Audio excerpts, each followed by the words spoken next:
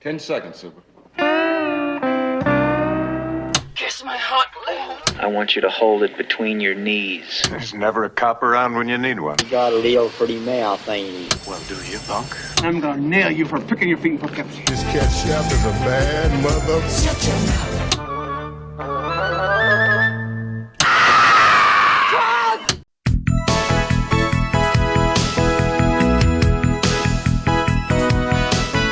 Welcome to Vintage Video's 12 Days of Christmas, where as a special treat this year, we'll be reviewing all our Patreon poll options for December of 1973, overanalyzing what you've seen and spoiling what you haven't. I'm Patrick O'Reilly. I'm Jesse Bayless. And I'm Richard Wells. And today marks the 50th anniversary of the release of The 7-Ups on December 14th, 1973.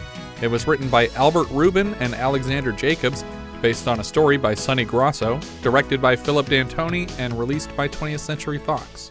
During the production of The French Connection, advisor Sonny Grosso shared with producer D'Antoni the story of a case involving mobsters being kidnapped by men posing as police and held for ransom. D'Antoni was also fascinated with the story of the 1950s special unit called the 7-Ups. D'Antoni initially asked French Connection director William Friedkin about helming another chapter, but he was not interested. After the success of the first film, producer D'Antoni was in a position to offer himself to direct the semi-spin-off. We open on the clock over Grand Central Station, and the camera tilts down to the city sidewalk where Roy Scheider, as Buddy Minucci, leader of the titular 7-Ups, checks the time on his wristwatch. He's standing outside the Manhattan chock full of nuts we've seen so far in at least 2 films. Mm-hmm. Can you guys recall either? I don't know what films they come up with, but it repeatedly shows up in the background of this movie. It's actually like not just always in this not just this location, other locations. I did not realize how many chock full of nuts there were in the 70s. Manhattan is chock full of nuts. The only one I can remember clearly is Escape from New York. That's right. Which obviously wasn't actually the chock full of nuts in Manhattan, because it was shot in like Missouri or some shit. It's some like demilitarized zone. Right. But we also saw it in the background of An Unmarried Woman, which I believe was this actual chock full o' nuts. It might also have been in Miss 45. I'm not sure. I think it's possible it was in there. Right neighborhood. Did New Yorkers really eat that many nuts? They were chock full of them. So I'm just going to keep going back to that. Every answer tonight is going to start with chalk. I can't think of any other situation where I use that word. It's like, what were you guys drawing on the driveway with earlier? What do the teachers use on the classroom? It's dry erase. Buddy looks up at a man painting a billboard outside an office building a couple stories off the ground. 2 men in a nearby parked van give each other uncomfortable looks. Buddy dips into a Madison Avenue storefront and watches out the window as a man carries a package around a corner. Buddy eyes his friends in the van and precedes the man with the package into an antiques showroom. He watches the package man move upstairs with the manager. In an upstairs office, the store manager exchanges an envelope of cash for the man's package. The man is distracted by the sight of a ladder and cans of paint on a ledge out the office window. Back in the showroom, one of the men from the van, who we'll come to know as Mingo, another of the 7-Ups, enters carrying a full glass water cooler jug. He asks where to put it, and Buddy intentionally bumps the guy so that he drops the jug and it shatters, spilling water everywhere. Hope it wasn't a deposit bottle. I think you made that joke last time we shattered one of these. I am nothing if not consistent. Nor am I consistent. Just keeping up with my inconsistencies. Do you guys recall the last time I was compelled to say the word Mingo? It was in reference to an alien time zone. What? I don't, but I love the... You like the clue? Flash Gordon? That's right. Flash Gordon was due for execution at 29:15 Mingo meantime because of Ming the Merciless. There you go. The people upstairs get nervous about the commotion as an argument erupts downstairs. Buddy shoves Mingo back against more fragile stuff, and as he gets back up, Mingo shoves the salesperson on the floor into a mirror and vase. The men continue arguing loudly until a group of policemen enter to ask what's wrong, and the manager assures them it's no problem they can't work out themselves. They hear a clattering upstairs, and the man who is painting on the ledge, who we'll come to know as Ansel, a third 7-Up, has come in through the window and brought the package from the office downstairs. He tosses it to Buddy. Outside, the second man in the van, who I don't think we ever mention his name, is Barilli, and he's the fourth and final 7-Up. He has apprehended the package deliverer, and everyone is quickly arrested. I don't understand the game here. Couldn't they have just sent the police in the second the guy with the package entered? Yes. They didn't need to break a bunch of stuff. There's so many things about this movie in general and so many questions that I'll have. But for starters, this guy is carrying this package down the street. Yeah, and just walking along. Just walking around with it. Like if he just drops it. Yeah, or if someone comes up and mugs him. It's just, and then when he comes in, they said, "Where were you?" It's like, "Oh, traffic." It's like, "No, you weren't. You were walking." You should have had a taxi. Human traffic. Yeah, you should have had a taxi drop you off here. Yeah. Oh, that's a good point, though. I didn't really think about the fact that the commotion that they didn't actually prove anything. Yeah. And it feels like they're trying to be the Sting, even though the Sting hadn't come out yet. So it's like they're not ripping that off, but it just feels like they thought they were being really clever, and it's like there's nothing to this. I don't think, because the one guy leaves. Right. And so I'm like, the other two guys presumably work in the store or, at this front or whatever it is. I don't think they were going anywhere. It's not like you delayed their departure. Yeah. The police could have just come in and arrested them. Like the guy outside just arrested the person who left after delivering the package. Yeah, they didn't prove anything with these shenanigans. Well, and even so, even if the person outside the window was painting and he saw the exchange of money for the package is sealed. They never open it up. Right. And they never say what it is. We don't even find out what it is until the next scene. Yeah. So one of these guys can clearly plead, I don't know what was in that package. I don't know what it was. I just gave him thousands of dollars in cash for it. It was supposed to be. That's not going to hold up. It was supposed to be an antique. I didn't know it would be counterfeit. Well, that's true. bills. Yeah, we have an antique shop. And I didn't check. I was just like, definitely not bricks again. Here's my money. You're the worst antique salesman in the world. Back at the station, we see the package was a shoebox full of cash, which we just saw paid for in cash, meaning it's probably not real cash. Inspector Gilson is impressed by the quality. I couldn't tell this stuff from the real thing, could you? Lieutenant Jerry Haines complains to Gilson that he doesn't approve of Buddy's methods, by which I assume he means the Three Stooges routine of breaking a bunch of shit in an antique store for no reason. Gilson says he doesn't care what rules Buddy breaks, as long as criminals get sentences, and these two will have a few years each. That's actually where the name the 7-Ups comes from, because this team is assigned to criminals who can expect a minimum sentence of 7 years. Never mentioned in the film, though. Do they? Yeah, they do. He mentions it. Oh, he does? They mention it once. Those two wise guys are going away, and not for any 60 days, years. 7 or up. Oh, okay. I was like, that's the name of the movie. Oh. We'll shout out to Ryan George there. Lieutenant Haines leaves, and Gilson asks Buddy who he plans to target next. As Buddy flips through a wallet full of mugshots, Gilson digs a file out of his desk. Gilson suggests he looks into a bail bondsman named Festa, whose name came up on a wiretap. I don't know why this angers Roy Scheider. Yeah, he seems really upset about it. Yeah, it's like you didn't give him a person yet. Mm-hmm. So it's not like he's like diverting your attention. Like at first I thought the point was he has a specific target in mind, and you got interrupted, but you didn't say anybody when he said, who are you going for next? But I think he does have a target in mind, because we do see he's got his little folder of names. But is the point of him being upset just to make us think that the inspector is a bad guy? Because that's all it did for me, was make me think, oh, the Inspector Gilson is like feeding him specific targets because he wants him to lay off certain people. And that's not the case at all. I didn't take it as that. I took it as he wants to do his own thing, where he investigates and he picks out what he wants to do. Yeah, you would just expect that after he's like, hey, look up this Festa guy, that he'd be like, actually, I was thinking, since you just asked me who I was going to pursue next, that I would go after this person. But it's completely irrelevant that he's upset. Buddy retires to the break room where the 3 other 7-Ups are hanging out talking football. The blinds above the window have a handwritten message, beware of snipers, keep shade down, as if this particular division is at risk of assassination, even though, as far as we know, nobody knows who they are. Buddy is annoyed by the inspector's orders and walks forlornly along a river until he meets with a man named Vito waiting on a park bench. It seems like Vito has mafia connections and refers to a childhood friendship with Buddy, when they used to skinny dip in this river. Yeah. This gross river. Yeah, you can believe we used to swim in this. Buddy asks Vito to cut to the chase and give him the word on the street. Vito tries to give Buddy a tip that Buddy told him about in the first place. The Shylock's expanding like National Bank. Hey, Vito. I told you that. You told me that? I told you to find out what kind of muscle he was using and how heavy and who. Vito admits that information is drying up around him, and he worries that his friendship with Buddy is well known. Vito eventually divulges that the muscle and the collector for the Shylock, Max Kalish, is his nephew Bruno. Buddy pulls out his wallet to take some notes, and Vito keeps peeking into them.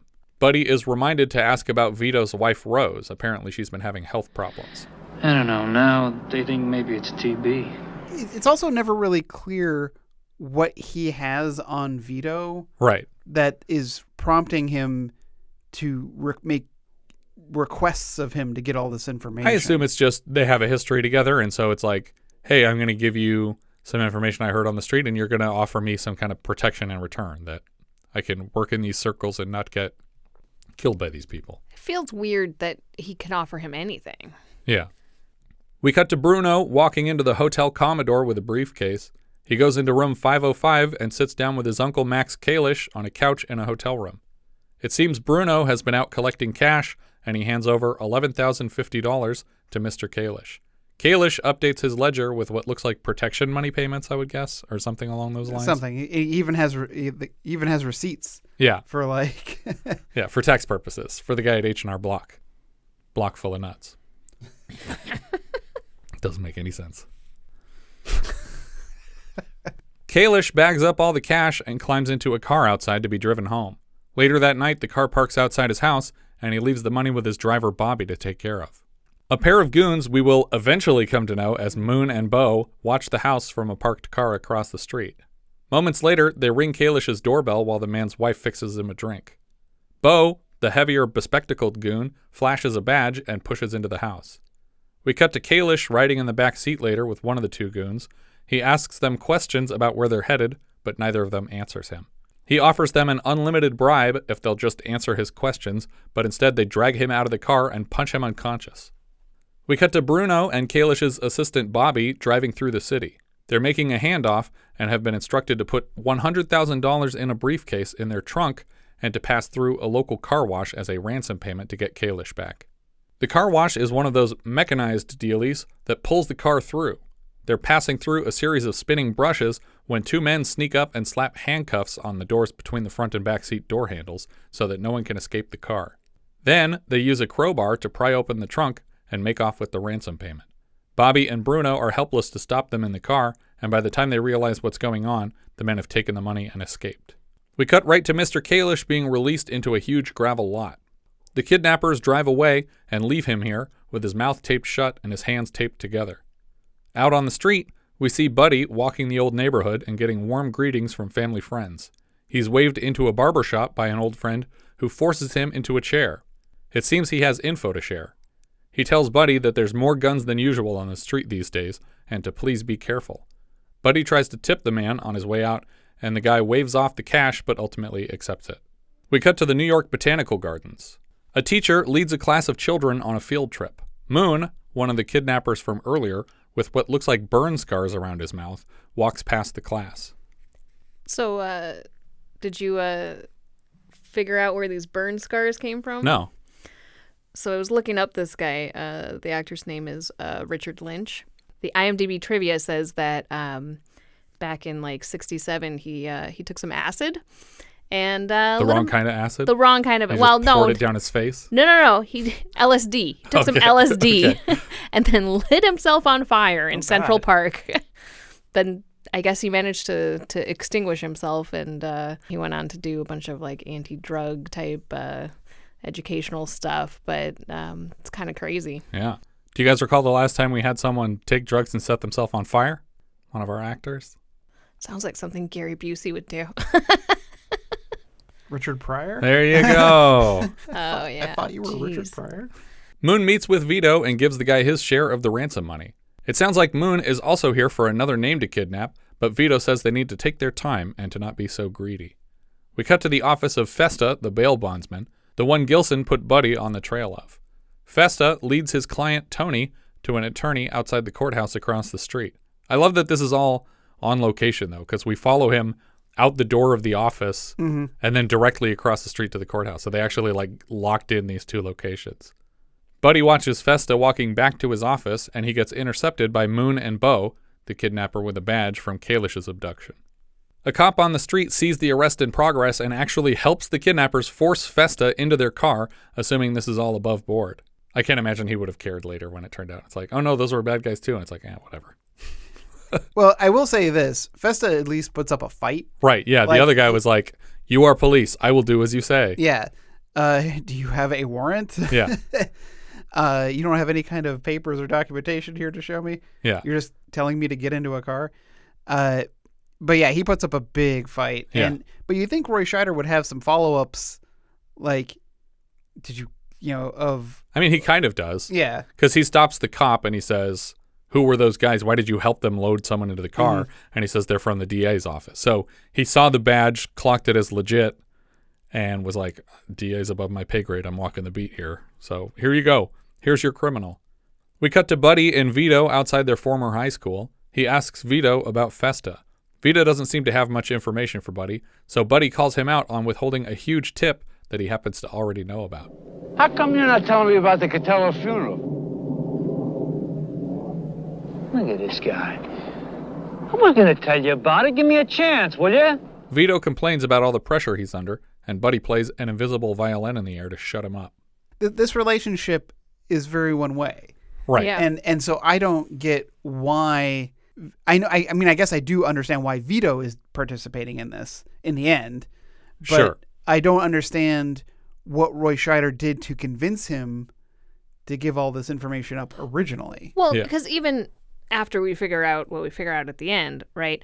What is it that he would have to offer him? Mm-hmm. Like, as a policeman. Are you saying, what does Buddy think Vito is getting out of this? Yeah. What does he have to offer him?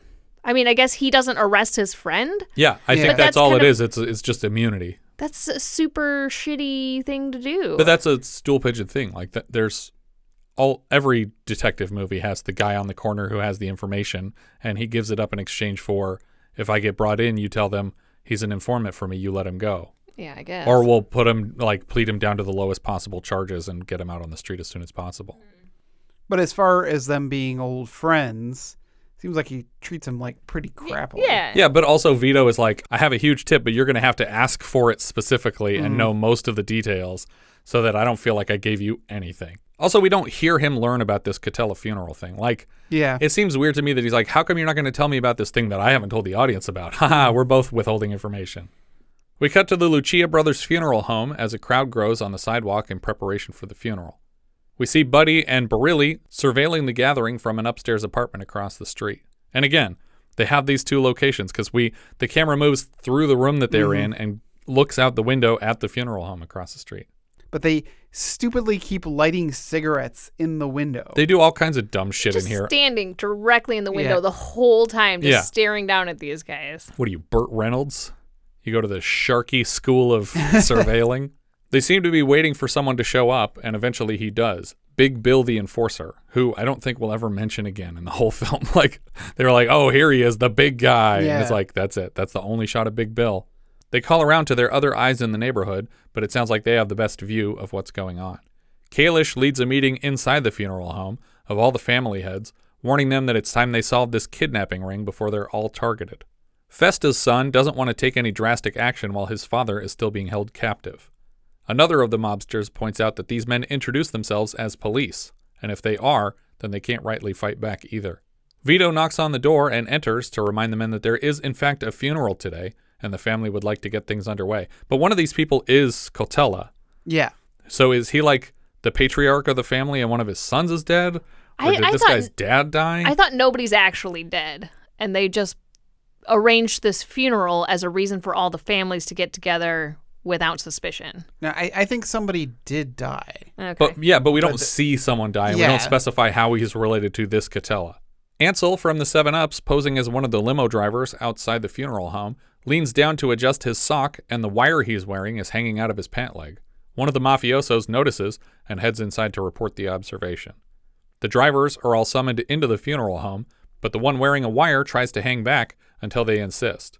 So this is also a very frustrating thing because Roy Scheider keeps trying to talk to him on the radio. It's like you can see that he's engaged. Yeah, it's like he's around other people. What are you supposed to have him do? Just go, like yeah. Just what are you talking about? Yeah. How would you say no? Yeah, How would you say no if there's nobody around? Just give me a big thumbs up in the air and face the window while you do it. Yeah. Go, yeah. It's like what I would do is I would go up to the guys, hey, you got a cigarette? Yeah, sure. When he hands it to me, go, nope. No way. About 6 of them. Why? It's just like, you're asking me for 6 cigarettes? Nope. We hard cut to Ansel being dragged into the back room and beaten mercilessly. They pull a gun off him and all his wires and broadcasting equipment. They assume this man is part of the kidnap and ransom operation and consider offering him back as a bargaining chip to get Festa. So up until the point they rip this stuff off, wouldn't the guys be hearing what is happening? Because I thought his mic was always open.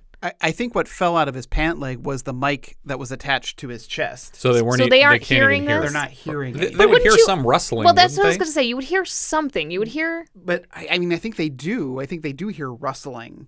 But and they also see like mafiosos strong arming him into the funeral home, and it's like, Yeah. anyway, Well, this what is should we the get for point- lunch? This is the point at which they walked into like the kitchen and they're not looking out the window anymore. Right. And one of them's like just pouring coffee over his hands like an Yeah. idiot. Like, what the fuck are you doing? Why did Wake you up, guys. do this? Pour this into your mouth if you're that tired.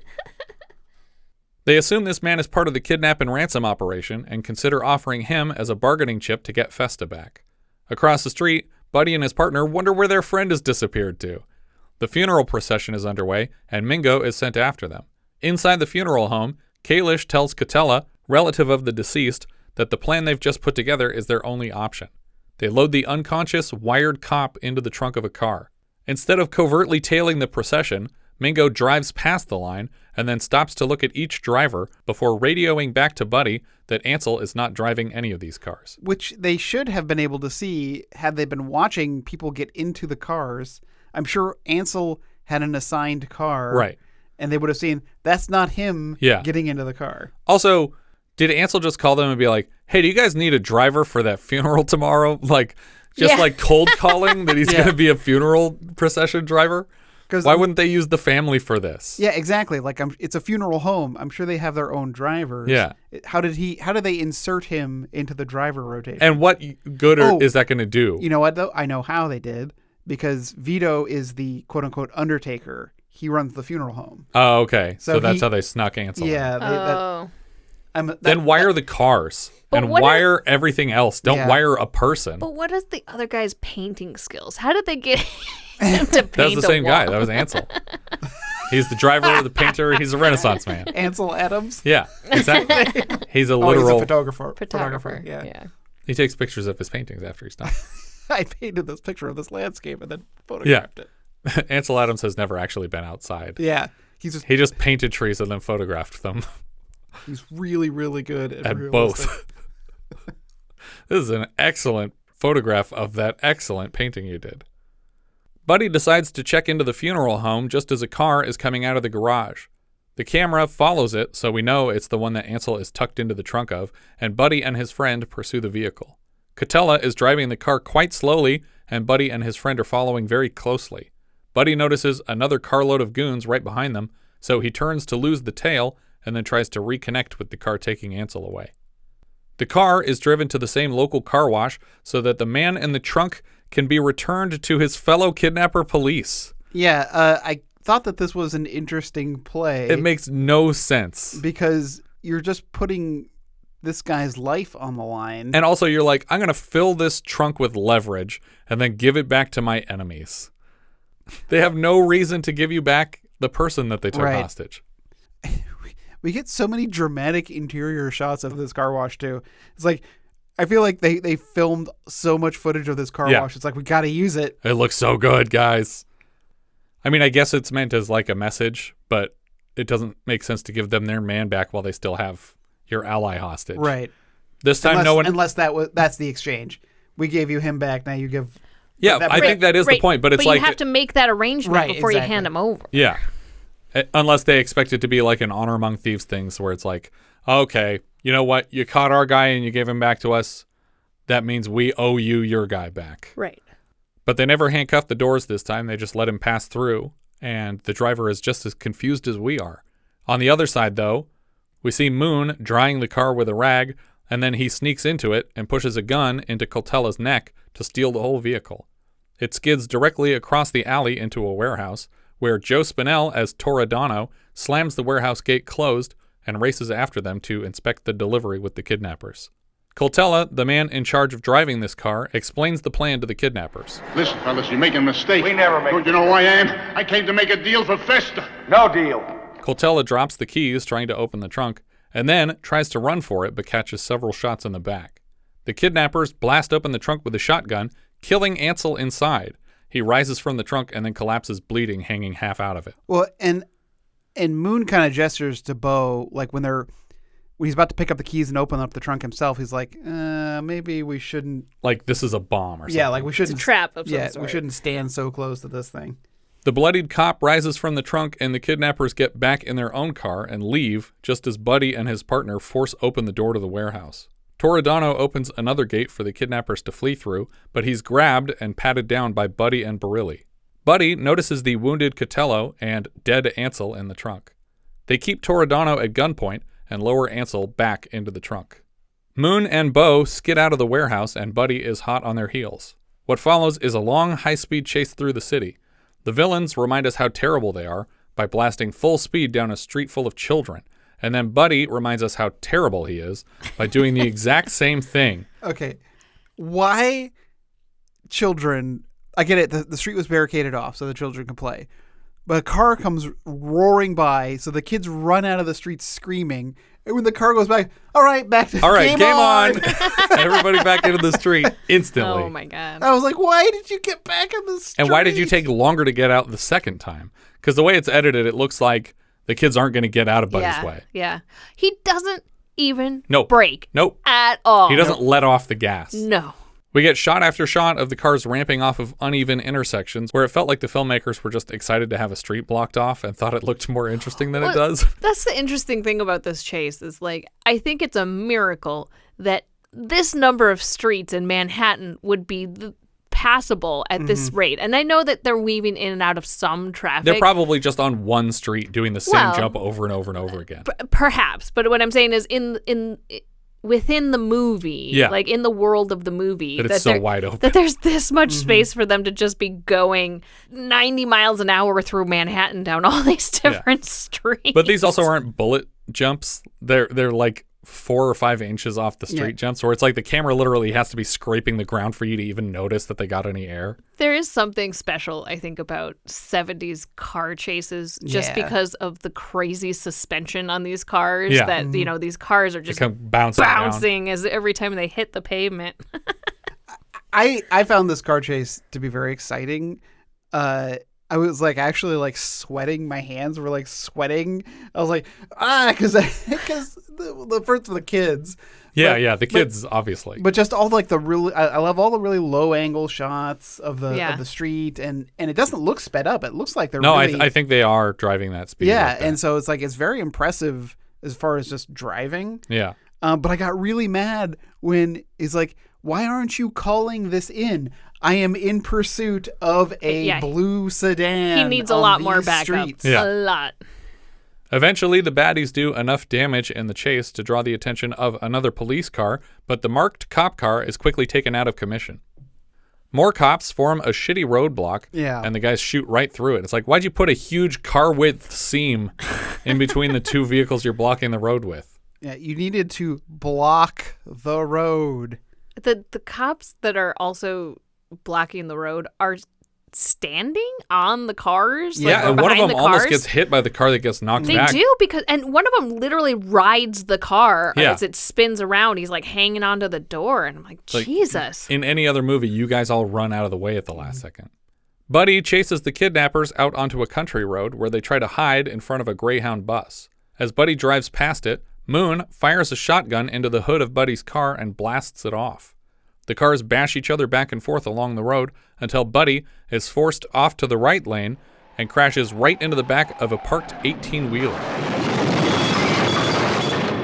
Oh, this crash. Mm-hmm. He manages to dive to the floor of the car before the vehicle is basically decapitated by the trailer. My heart just sunk when he hit this thing. Like, I realized that the movie is not over. He's not dead, but like the whole top of this car is underneath It stops the semi. instantly, too. Mm-hmm. It's not like there's a little bit of give. It just instantly stops. And it's a real car crash. Yeah. Oh, yeah. It's like a sardine can where like the whole front is just squished to the back, the top half of the car. I mean, like, was this remote control? Like, how do you do this? Yes, it was remote control. There was not a person in this car. Stunt coordinator Bill Hickman, who also plays the other driver, Bo, in this chase, designed this wreck as an homage to the fatal 1967 accident that killed Jane Mansfield. Oh, my God. Wow. Her driver plowed into the back of a stopped tractor trailer, killing himself, Mansfield, and her attorney. But her 3 children in the back seat, including Law & Order actress Mariska Hargitay, survived with minor injuries. Oh, God. That feels like a weird thing to do an homage to. But that's also why they have, like, those tractor trailers now have that bumper section that bar that completes that goes down. It's called a Mansfield bar. It's literally named after Jane Mansfield. But the driving that Bo does in this entire, like, it's intense. Like, yeah, he's doing all his own driving. This is an amazing sequence. Yeah. And, like, he deserves a lot of credit for how great this is. I think in some of it, Moon sitting next to him is actually in the car with Bo driving like this. Because he looks like, fuck, like as they're going around corners and stuff. And like, Bo is like Mama Fratelli in the car chase. He's just like one hand. Yeah, he's like, eyes are barely open. We cut to a mob of press asking questions of Inspector Gilson and the commissioner, and it seems like they didn't give this actor lines, so he's like barely responding. Yeah. Buddy, Barilli, and Mingo are waiting in a hospital hallway for the results of a surgery, and the first man rolled out is Coltello. Looks like he might make it, so they will guard him here and question him later. The second patient rolled out is Ansel, under a blanket. He's officially gone, and his wife is calling to ask about his condition, so Buddy takes the call. In the hallway, the commissioner is asked if Officer Ansel was a dirty cop, and weirdly he blurts out a huge department secret. Was Officer Ansel ever involved in anything a little bit underhanded, a little bit unscrupulous? Of course not. He wouldn't have been in the 7-Ups if he had. Well, what's he doing dead now? What's the 7-Ups? The 7-Ups are a very highly secretive investigative unit within the police department. Or I guess they were. Yeah. We cut to Buddy's call with Janie Ansel, and he reminds us again that he's a terrible person by saying everything is okay, and he'll be by in an hour to see her. It's like, I get that you don't say, he's dead. Mm-hmm. He's dead and you're at home alone. Happy Friday. Yeah. You say, we don't know. We don't know anything. The doctors haven't let us know. I'll come by and talk to you as soon as I know something. Don't say, he's fine. He's doing an Irish jig in front of me right now. Inspector Gilson and Lieutenant Jerry Haines, the man who resented Buddy's methods from the start, drag Buddy into a closet to ask what he knows about these supposed mob kidnappings. He denies any knowledge of the scheme, and as far as we've seen, he doesn't know anything about it. He hasn't been let in on this process. Turns out, the other cops on the force have heard the rumors and assumed that the alleged cops performing these ransoms are the 7-Ups themselves, especially since the kidnappers seem to specifically strike mobsters on this team's hit list. Buddy is furious that he has lost a man and now has to navigate an investigation of his own team, with not enough hours left over in a day to track down the men responsible. We cut to some docks where Moon is chopping up wood as Vito walks up with some news. The guy you iced was a cop. Okay, so he was a cop. Vito says their partnership is over, but Moon doesn't care that the guy was a cop. Vito recommends they release Festa before they all end up dead. He knows that Buddy won't stop coming after them, and if they don't cease all operations now, his childhood friend will kill him too. I really like this actor that plays Moon. Yeah, he's Richard great. Lynch. He's amazing. He reminds me of like a cross between Willem Dafoe and Anthony Hopkins. He's just got that creepy factor. Yeah. That just every face he makes, and he's talking in the scene like, I don't care that it was a cop. Let's keep going. Yeah, exactly. He's just a maniac. Moon asks for Buddy's name, and Vito says no deal and walks away. Back at the station, they've kept Toredano on ice and have some questions. Roy Scheider tongues his cheek obnoxiously and then delivers the corniest line of the film. Unless he's chewing tobacco, but he's talking normally at the beginning of the scene, and we don't see him put anything in his mouth. So it looks like he's literally just pushing his tongue all the way into his cheek. Now look, we can do this the easy way or the hard way. Change the line in some direction. Don't say the line that cartoon gangsters say. They threaten to torture him for information, and Toredano shows them his horrifically scarred hands as proof that torture doesn't work on him. This isn't his first rodeo. Look at my hands. I've been here before. Do what you gotta do. I didn't talk then. And I ain't talking now. You son of a bitch! Okay, what about your feet? What about literally anywhere else? Like, okay, your hands are fine. He's like, all right, we're going to get this car battery and hook up each one of these things to your testicles, and then we're going to go from there. Torture doesn't work because if the person doesn't know anything, they will make up information until you're happy and stop torturing them. But you can't just be like, well, I'm just not going to say the things I know, because it's like, yeah, but then they'll just keep torturing you. But it turns out that they're like, he called our bluff. Let's go home. This guy doesn't like torture. So Buddy picks up his leather jacket and he walks out. Or he either doesn't like it or he really does like it, which doesn't help. Yeah. He's just like, well, it's no fun if you don't care. Bye. Later, Buddy and the surviving 7-Ups walk back into the hospital to speak with Coltello, the guy who drove around with Ansel in his trunk. They decide to torture the bedridden Coltello by removing his oxygen lines until he gives up some names. Weirdly, though, the guy is hesitant to cough up the names of people who kidnapped his allies and shot him in the warehouse. Yeah. But he doesn't know them.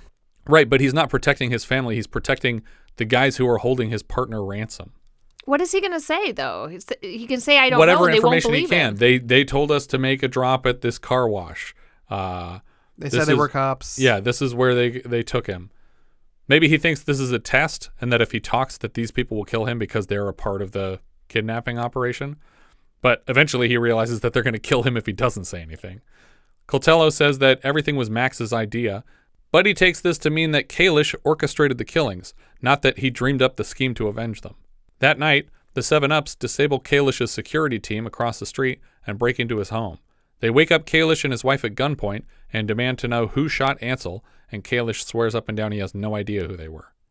Buddy's partner bashes open a vase from a nightstand and threatens to cut Mrs. Kalish with it. Kalish finally fills in Buddy on the mobsters who've all been kidnapped around town. Oh, Festa, and Spinelli, and Rossetti, Enrico, and me. The three 7-Ups head out for a diner for a late-night meal, and something occurs to Buddy. He flips through his wallet of mugshots, the men he intends to track down, and the list matches up with the one Kalish just fed him. Yeah, it's just like, this is a list that you have a little black book of names. You didn't remember it? You didn't remember any of the names on your list? It didn't sound familiar the second he started saying them. He remembers now that when he was hassling Vito for leads by the river that the guy kept sneaking peeks at his wallet, so he must be connected with the alleged cops doing these kidnappings, which makes sense because Vito's already connected to two different sides of this war. Yeah. So now he's on teams with everybody. But wouldn't Vito know who these people are already? Yeah, Vito knows. But then why does he need Roy Scheider's little black book of names? He needs to know the best mobster targets because he wants to frame the 7-Ups. Is that his goal? I think so. Oh, I never figured that out. Yeah, because he at the end he's so impassioned about, I never did anything to hurt you personally. I think he was just looking for the most valuable target. Yeah. But then to Richard's point, that wouldn't he be aware of that as a member of the criminal? You would think so, because I figured he gave him all of these names in the first place. Yeah. But maybe it's just confirming that he gave me the names of the guys he did the most reconnaissance on, the guys that he knew were the target. So the guys that he told me about are the guys that he's also hitting. Right, yeah. Or maybe he thought he was actually helping his friend by like, oh, you're after that guy? Well, I'm going to get him kidnapped and ransomed for $100,000 so he has less to work with and it's easier for you to nail him. Or he's just really uncreative. It's like, who should I kidnap? What's a name? Buddy slides his wallet to the floor in a huff and somehow makes it loud enough to draw the attention of the entire diner. It's like they must have added some sound to this because it's just a leather wallet. It would have just hit the ground and done nothing. Hours later, Vito arrives to meet with Buddy at a train station. Buddy asks if he knows anything about Toredano. When he claims not to, Buddy asks him to look into it, and Vito doesn't seem excited to comply. He also seems unable to speak and Buddy senses his trepidation and tells Vito to get some rest and call him tomorrow. The next day, the DA's office officially releases Toredano, and a taxi drops him off at a house on the edge of town. Well, and Roy Scheider makes it clear, or, Buddy, I don't know why I called him Roy Scheider, but anyway, you know what I mean. Yeah. He makes it clear to Vito that they have Toredano, and it makes it sound like Toredano's going to give something up. Right. Like, oh, he's talking to us, and we're going to use him. Right. Because he's got information.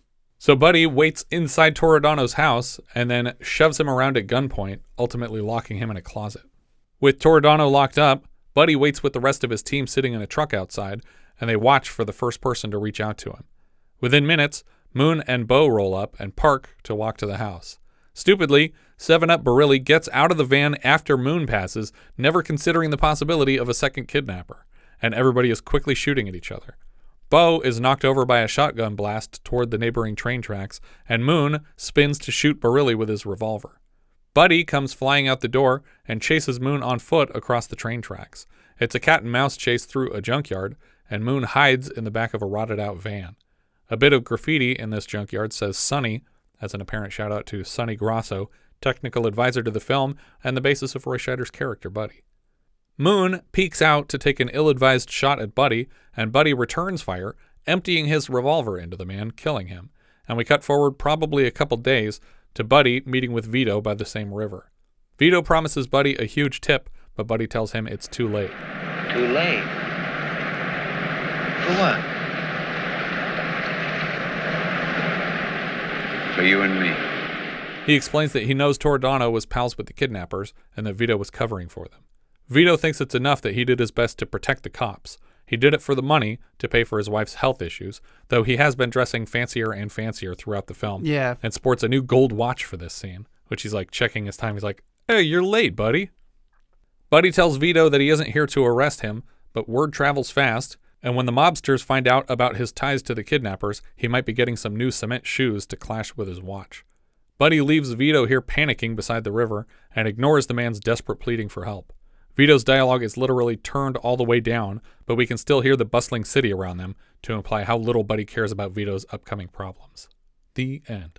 It feels pretty shitty and cold to do this to somebody who was in theory a friend. I know that his buddy got killed in this, and that he was protecting the people doing it. Yeah, I'm just thinking that it wasn't Vito's fault necessarily that guy got shot. Like, it wasn't his fault that he got dragged in and beat up and put in a trunk, and then these kidnappers decided to open a trunk and shoot it open. And I know that they don't really know that, but I just feel like condemning this guy to being killed is a little much. I think it's strange how deep into the gray area we are with the entire plot of this movie. There are bad guys, and there are different bad guys. The different bad guys are kidnapping the bad guys. Yeah. And taking money from the bad guys and giving it to the bad guys. It's like, so far I don't care. Now what? Some cops wandered in, and one of them was an idiot and got shot because he was stupid in front of a bunch of mobsters. Okay, still don't care. And that's everything that happens in the whole movie. It's bad guys ripping off bad guys. So there's no way a hero can insert himself in that situation. And then the cops not doing great things repeatedly. Right, yeah. Yeah. So, yeah. We never know what Festa did or what they were going to start uncovering on him. Somebody mentioned him on a wiretap, and it's like, yeah, he's a bail bondsman. Yeah. These are criminals. They need bail bondsmen. The movie isn't super long, but it would have been nice to have them start the investigation on Festa and give us like a little bit of like they're doing actual police work. Yeah. Other than just like he's gone. And yeah, he's been taken and we never see him again for the rest of the movie. Yeah. He doesn't get returned. Exactly. And that's never... Where is he? Where's Festa? Yeah. I mean... The Bermuda Triangle? We've been watching these other Festa bad guys this whole time. I have no idea where they're storing this guy. I assume somewhere on that shipyard where maybe they're keeping him in the caves on the beach with Rowan. Wicker Man was that long ago. It's just Chuck Festa. Chuck Festa. Nope. That's what he was going to say, right? Yeah. Ansel. Yeah. There's a lot of loose ends, and I don't feel like we had enough cases with the 7-Ups to warrant them being the good guys. Yeah, that's the biggest problem is that are you a good guy if you're protecting bad guys from other bad guys? Mm-hmm. It's like, I don't know. I know one of your friends got killed. I'm sorry. I'm sorry your friend got killed because he was dancing around in wires. Honestly, what I was hoping was going to happen was once Ansel got killed and they learn about the kidnappings, that Buddy was going to go to the mob and make a deal with them. Like, we're not doing these kidnappings, but we want to find out who is. Yeah. Let's set up another kidnapping. Yeah. We're with you. Let's have Roy Scheider pop out of this trunk with a gun. Yeah. And just fuck everybody up. Yeah. And then when Roy Scheider pops out, it's Vito. Right. And it's like, oh, I knew it was you, Vito. You broke my heart. Bang, bang, bang. Like, do something interesting, because I guess the note of finality for Roy Scheider when he says it's over for you and me, in that their unit's going to be broken up because anyone who was involved is either dead. So like Moon and Bo are dead, and Vito will soon be dead. Yeah. So and I guess when this investigation occurs with the 7-Ups, they'll just be broken up. Will they be? Well, did they do anything wrong? The chief at least says that they're going to be like grounded. Like they're grounded until they can prove that these guys weren't the ones doing the kidnappings, and they Yeah. weren't the ones Yeah. doing the kidnapping. So I feel like all that would happen was they'd be like, all right, let's get a new Ansel. And then you guys go back to work. I wish whatever the fuck you do. I wish they had demonstrated them being an actual like slick elite team. Right. But, you know, like you said, at the beginning, they just fumbled around a lot and got a box. Yeah. And then it felt like a half-assed later, like Beverly Hills Cop. Yeah, they did a bad job of surveilling. They did a bad job of putting a wire on this guy. They just kind of did a bad job of everything. How do you fuck up a wire that bad that it's Yeah. hanging out of a pant leg? Like, there's a battery that goes on your chest, and there's a mic that goes in your lapel. That's like 8 inches, 10 inches. Why is the wire long enough to hang out of your pants? Yeah, it's just like I get it that there's can be a storyline where they made this tiny mistake and it screwed everything up for them, but at no point did they demonstrate that they were this elite team. Yeah. And why were they surveilling the funeral at all? Because they just surveil these mob guys. I guess it's just what they do. But yeah, that whole sequence is so half-assed because it's like we don't know why they're surveilling it, like you said.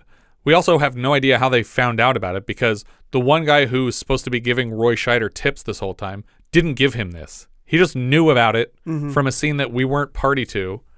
And so he's like, how come you didn't tell me about the Coltello funeral? And he's like, because I was going to do it. And it's like, I don't know who told me about it, though. Anyway, we're going to be there. Why? It's not important. As long as my friend dies and then we have someone to avenge later. And Roy Scheider's warned about there being a bunch of guys with guns, like jumpy, trigger-happy guys with guns. It's like, okay, this is going to come into play, right? Nope. I wish that instead of turning him down, they had just left the volume up and Vito had said, hey, remember when I didn't tell you about that funeral where your friend got killed for being an idiot? Because that was dumb of you guys to go with no goal in mind. It's just a very frustrating movie because I like the way it's filmed. I like Roy Scheider and I like a good gritty cop drama, but other than the car chase, which I thought was excellent for me, I really enjoyed the car chase. But that was the most exciting part of the film. That was otherwise just very kind of confusing and then falls flat. Yeah. I think I liked a lot of the car chase. The stuff that bored me is when we're seeing the same shot like 12 times in a row of car goes 2 inches off the ground. The next car goes 2 inches off the ground. The first car goes 2 inches off the ground. The second, and it's like, I get it. You had to use every take of this because it looks so cool, but it's not fun to watch a string out of this. I liked the car chase. I thought it was great. I liked it a lot more than the French Connection one. Sure. Thumbs up though. I give it a thumbs up just for that car chase. Yeah, there's cool enough action here. And as much as you joked about like way too many inserts in the car wash moments, I actually really loved that stuff. It's so menacing, and I don't know why. I mean, the score is very saturated too. Oh yeah. We also, I didn't mention it at the time, but when the big reveal that Vito is the mastermind, right? There's this wow. Yeah. I was like, what was that music for? Is that Vito? Now I'm worried that I don't know who this is. Yeah, what's happening? The director here was Philip D'Antoni, who, as we said, was a producer for The Bullet and The French Connection. This is his only director credit. The writer here for the screenplay was Albert Ruben, who has mostly television writing credits that I wasn't super familiar with. Alexander Jacobs has the other screenplay credit. He previously wrote John Borman's Lee Marvin vehicle Point Blank. He also followed this script with a more direct French Connection sequel, The French Connection 2. The story here came from Sonny Grosso. He's a real-life cop, and he's the basis for the film's Buddy Minucci. He was also the basis for Buddy Russo in 1971's The French Connection, and both buddies were portrayed by actor Roy Scheider to insinuate a direct connection between the films. Connection? The French connection between the films. They even go out of their way to avoid mentioning Buddy Minucci's surname in this film. I don't think anyone says Minucci once. Yeah. It's just in the credits Minucci. or something. Yeah, bite the Banuch, pal. What was that from? I don't know. I want to say that was from Pinball Summer or something, where you're just like, everyone keeps saying bite the Banuch. It's like, that's not a thing. Bite the Banuch, pal. Was that the one with the... What was the wet t-shirt contest one? I watched one called Hot T-Shirts that you guys didn't for a minisode. Was there a wet t-shirt contest? Oh, they do a car wash. Is that in Pinball Summer? Yeah. Okay, then Yeah. I think that is the one. And they call the firemen Yeah, out, and that's the they one. bring 3 different centuries worth of fire department vehicles out. The real Sonny also appears in this film as the man delivering a box of counterfeit cash to the antique shop at the start of the film. So that's Sonny Grosso, the guy that both movies are based on his experiences. He was also a technical advisor on The Godfather and Cruising, and a producer on Pee-wee's Playhouse. He also passed away 4 days after we dropped our first episode of the podcast. The music here came from Don Ellis. He also composed something called Moon 02 that I think I should see just based on the title, as well as French Connections 1 and 2. Ellis got the job after a previous score from Johnny Mandel was rejected, but Mandel's score was eventually released by Entrada Records in 2007. The cinematographer here was Urs Führer. Urs Führer. He was the DP on Shafts 1 and 2 and Sounder Part 2. I didn't realize there was a Sounder 2. Did he also do the rural juror? Yeah, Urs Führer for the rural juror. The editor here was John C. Horger. He previously cut Cold Turkey, Battle for the Planet of the Apes, and much later, 11 episodes of Murder, She Wrote. The other credited editor of Rural Juror was Stephen A. Rotter. This was his first feature editing credit. He later cuts Night Moves, Missouri Breaks, next season The World According to Garp, and later The Right Stuff, Ishtar, Dirty Rotten Scoundrels, My Blue Heaven, The Lohan Parent Trap, What Women Want, Enchanted, and many, many more. Roy Scheider played Buddy, 7-Up. He's definitely best known as Sheriff Brody in Jaws 1 and 2. In 79, he's in All That Jazz. We've already mentioned he plays basically the same character in The French Connection, and he is Captain Nathan Bridger on SeaQuest 2032, and then he takes over the role of Haywood Floyd in 2010, The Year We Make Contact. And I think both of those last 2 credits he has pet dolphins that can talk. Yeah. Victor Arnold played Barilli. We've seen him now as Charlie in Shaft, Officer Kendall in The First Deadly Sin, and Roundenbush in Wolfen. He makes appearances in All the Right Moves and a movie I love called Trees Lounge, which is actually written and directed by Steve Buscemi. Jerry Leon played Mingo, the 7-Up, not much else. Ken Kercheval played Ansel, the 7-Up. He was Barney in Rabbit Run and Merrill Grant in Network. Tony LoBianco played Vito Lucia of the Lucia Brothers Funeral Home. He was Sal Boca in The French Connection, and we just saw him 4 days ago playing a cop in Serpico. Later, he's Johnny Rosselli in Oliver Stone's Nixon. Larry Haines played Max Kalish. Just prior to this, he was Speed in The Odd Couple. Richard Lynch played Moon. This is a very early credit for Lynch, who shows up later as the cop in the first Happy Hooker film. He reunites with Tony LoBianco in Larry Cohen's God Told Me To. Later, he's Onkar Moore in Death Sport. We've seen him on the show as a cyclist in The Ninth Configuration, as Tedesco in The Formula. Next season, he'll show up in The Sword and the Sorcerer. Later, he's Rostov in Invasion USA, Dr. Wardo in Trancers 2, Hawk Hawkins in Alligator 2, Baran in a 2-part Star Trek TNG episode called Gambit.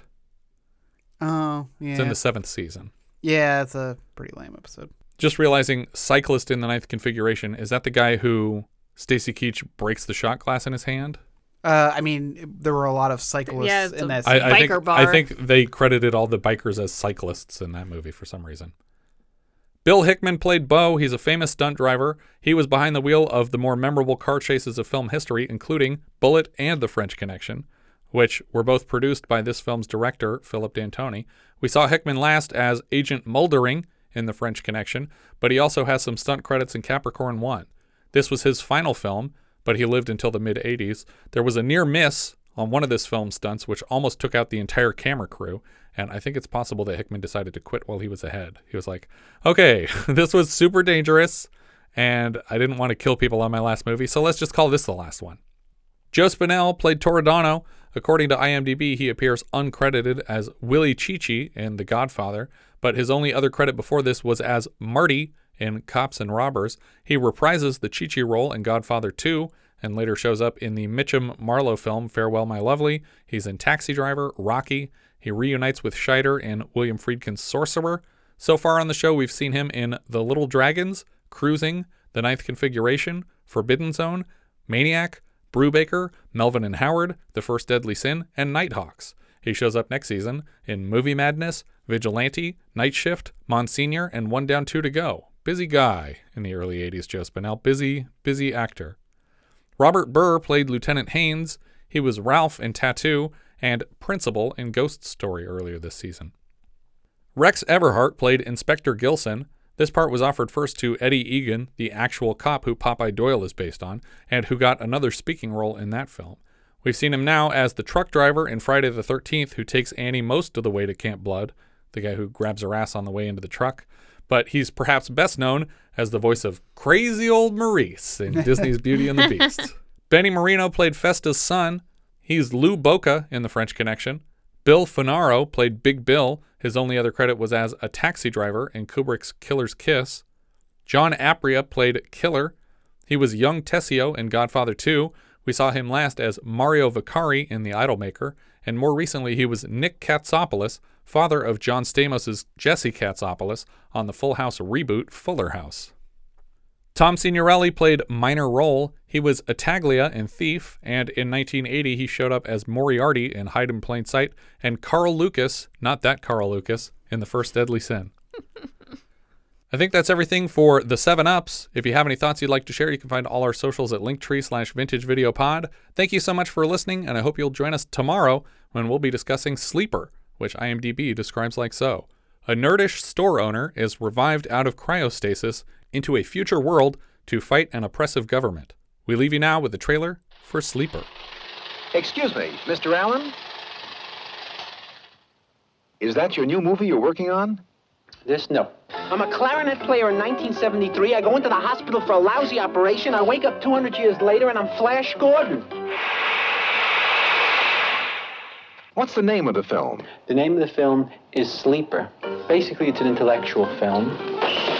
Most of the scenes in it are of a cerebral, almost didactic nature, and there's very little overt comedy in the film. What type of role do you play? I play a generally calm, subdued, in control leading man. It's a dignified role. You won't give me away, will you? You're a nice person.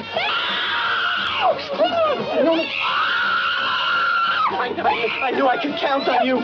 What's Sleeper about? Sleeper's a highly charged, emotional love story that's tender and romantic. Try not to get upset. That is between myself and Diane Keaton. I'm Luna. Luna, remember? Luna. Your name is not Luna, is it? I chose Diane because she's a very beautiful actress. I wanted to make use of the natural qualities in her face. She's kind of graceful, and there's a certain animal intelligence about her that we utilize throughout the film. It's hard to believe that you haven't had sex for 200 years. 204 if you count my marriage. There's no violence in the film at all. It's a quiet, easy piece of family entertainment. Will there be a special price for children? No, but anyone accompanied by an incoherent person gets in for half price. Woody Allen and Diane Keaton in Sleeper. A love story about two people who hate each other 200 years in the future.